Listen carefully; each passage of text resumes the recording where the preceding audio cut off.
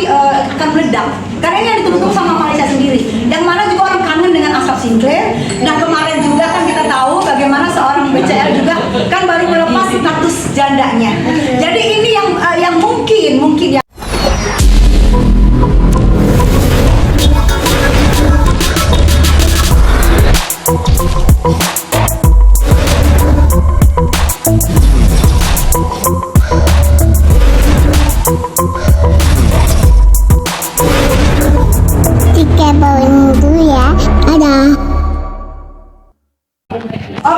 Film ini adalah true story ya, cerita nyata, kisah nyata di mana di zamannya P. Ramlee dulu ada seorang penyanyi cukup terkenal dari Malaysia, itu namanya P. Ramlee. Jadi ini saya di sana berperan sebagai Susana. Susana itu adalah seorang penyanyi dangdut kampung yang di zamannya P. Ramlee itu ada saya nyata. Tapi dia ini menuntut ilmu hitam dengan memakai segala macam susuk, mandi kembang segala macam dijalani, sehingga Susana ini matinya mengenaskan ke sambar sama petir. Jangan gitu. Ya, tapi kan dia belum lihat bagaimana Susana itu matinya, kan? Karena ada yang tidak boleh ditabrak di situ ada. Jadi ditabrak oleh Susana itu, misalnya waktu hujan deras. Kan ada jemuran-jemuran tuh di perkampungan itu, syutingnya kan di perkampungan ya.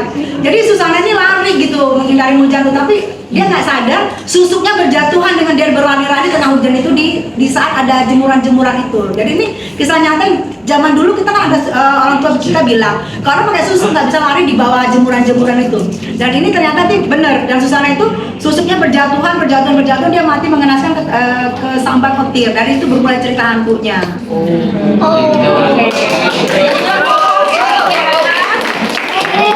Ini kan tayang di Malaysia, di Indonesia juga akan tayang juga nggak sih nanti? Ya, ini untuk perdana yang pasti gini, produser dari Malaysia, syuting 100% dari Malaysia, artis 90% dari Malaysia.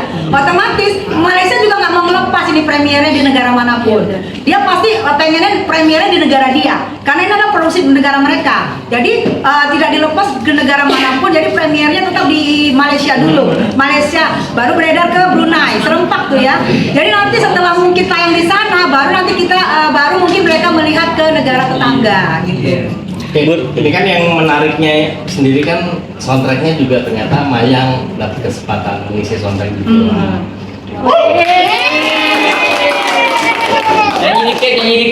Nyanyi dong. Coba. Pakai gitar dong. Nah itu gimana?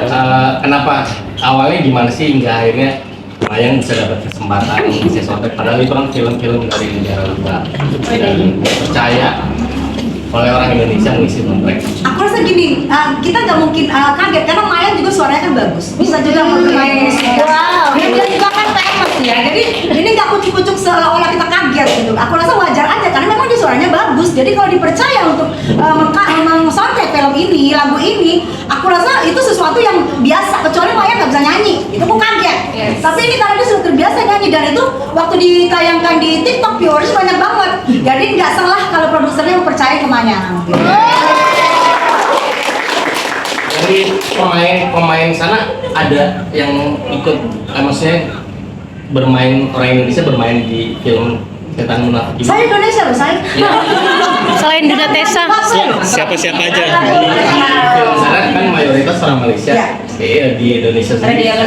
Ada di Indonesia ada dua. Ada saya Kesa Mariska Yubrik, ada lagi Dia Lestari. Dan kalau Ashraf Sinclair sebagai peran utama di sini itu kan juga aset Indonesia, ada aset Malaysia juga sebelumnya waktu Ashraf masih hidup ya. Jadi Ashraf ini juga nggak bisa dibilang 100% Malaysia.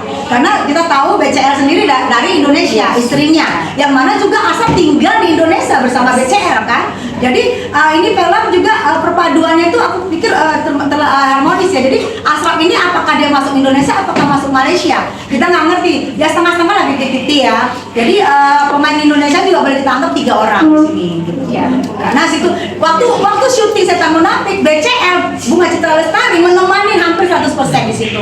Bunga Citra Lestari datang dari Jakarta menemani suaminya Ashraf Sinclair untuk syuting. Selama syuting berlangsung Bunga Citra Lestari BCL selalu ikut, selalu datang. Oke, nantinya kan mungkin publik banyak menanyakan nih, kenapa apakah itu film ini produksi yang lama yang sempat mandek? Karena kan pada zamannya Ashraf masih hidup atau kenapa baru dia tulis sekarang? Itu kan pasti kan nanti akan ada pertanyaan.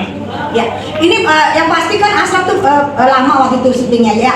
Ini ibaratnya gini loh, rumah lama yang sudah dibagusin lagi, dicat ulang segala macam, diganti-ganti dengan tampilnya baru. Jadi film ini dari gambarnya sudah diperbarui, dari suara-suaranya semua diperbarui, dan memang film Malaysia sekarang yang lagi naik itu juga ikut ambil di sini.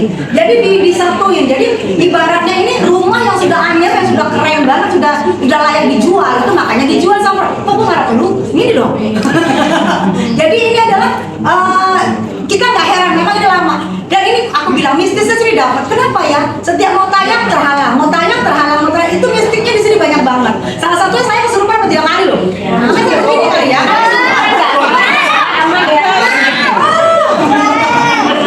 Jadi mistis film ini banyak sekali sebenarnya. Jadi kayak misalnya mau tayang ada lagi gangguan, mau tayang gangguannya ada. Jadi ini yang ditunggu-tunggu banget sebenarnya. Aku sendiri menunggu banget film ini. Kenapa sih? Ada apa sih?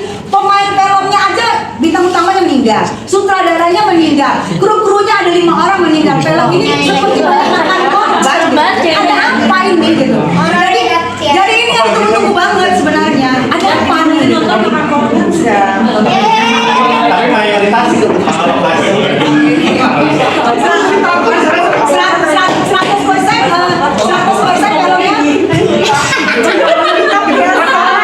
Tetap ya. Tetap romos saya. Lambe mahal saya. Tetap juga. Enggak, jadi maksud aku sini loh. Karena ini kan kisah nyata ya. Ini filmnya kisah nyata, true story. Kan kalau menurut aku nggak Malaysia, nggak Indonesia, tetap ada mistis-mistis itu ada, perdukunan-perdukunan itu ada. Itu yang aku pikir, wah ini keren banget, ini pasti akan meledak. Karena ini yang ditunggu sama Malaysia sendiri. Yang mana juga orang kangen dengan Ashraf Sinclair. Dan kemarin juga kan kita tahu bagaimana seorang BCL juga kan baru melepas status jandanya.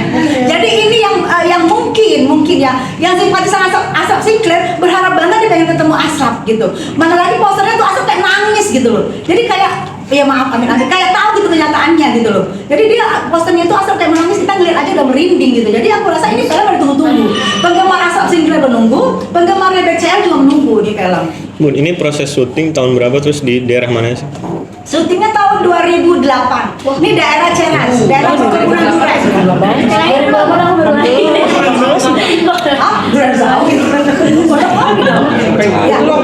Lokasi syutingnya?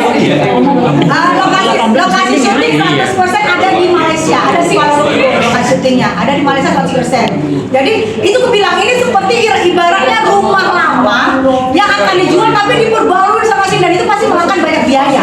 Ya kecuali kita produksi rumah baru. Ini rumah lama yang sudah ada, sudah mewah, dibarui lagi ini double biayanya. Iya, jadi ini kayak kayak misalnya soundnya aja dibarui, foto-fotonya, gambar lama itu kan diperbarui lagi sehingga kekinian penampilannya. Tidak ada lagi kelihatan gambar-gambar lama, film-film lama itu. Ada seperti film baru sih kita bisa merinding. Kita melihat di situ Ashraf Sinclair hidup lagi. Di situ kita nanti akan melihat bagaimana Ashraf Sinclair berperan gitu. Karena ini film terakhir dari Ashraf Sinclair, nggak ada lagi Ashraf Sinclair setelah dia meninggal tuh nggak ada film lagi baru ini. Itu yang aku rasa ini meledak karena udah ditunggu-tunggu banyak orang. Amin. Karena kan mau roadshow di Malaysia ya, itu kegiatannya apa aja sebenarnya? Oke, kegiatannya utama. Ini karena kan Dokter di sini membawa artis-artis dari Indonesia, ya. Artis-artis dari Indonesia ini nanti di sana akan dijemput dengan artis-artis dari Malaysia. Artis-artis dari baru yang berperan di sana akan menjemput artis kita, dan di sana artis-artis Indonesia Malaysia dibiarkan untuk dinner bareng, untuk bersama-sama saling tukar pikiran, saling bikin konten, saling bermain, saling apa. Jadi nanti artis Indonesia dan Malaysia itu akan bersatu di situ. Itu tepatnya nanti dibikin di KLCC ya.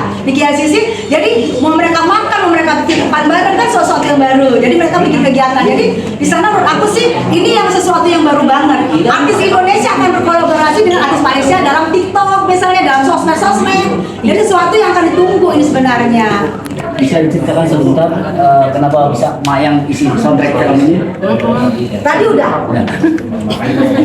Dari Mayangnya. Dari Mayang sendiri, keterlibatan Mayang di sini dan kenapa bisa sampai Mayang terpilih untuk isi soundtrack ini gitu. Dan awalnya gimana? Diuraikan. Ya, jadi awalnya aku diundang juga sama Dokwir untuk mensupport film ini karena kebetulan juga yang main almarhum Ashraf Sinclair, dan ketemu juga sama Datu selaku produser dari film Setan Munafik ini, dan akhirnya ditawarin lah aku untuk mengcover soundtrack dari film Setan Munafik ini yang berjudul Bayangan Rindu yang dinyanyikan oleh penyanyi asal Malaysia yang bernama Aida gitu. Adia, sorry Adia. Dan dia senang banget, alhamdulillah aku dikasih kesempatan untuk mengcover soundtrack film Setan Munafik ini dan akan perform langsung di gala premier. Tapi Mayang sendiri mengcover lagu itu di Indonesia atau di Malaysia? Di Malaysia tadi kan aku udah aku performnya di gala premiernya nanti di Malaysia, film Setan Munafik ini. Harapannya ada yang ikut nggak? Yang kita yang nanya kali. Wartawan media ada Ambil doang.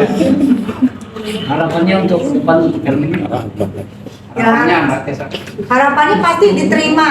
Harapannya ya sama seperti yang lainnya sebenarnya ya, diterima dan meledak, itu udah harapan pasti ya, karena kalau dengan diterima berarti film itu sukses di pasaran.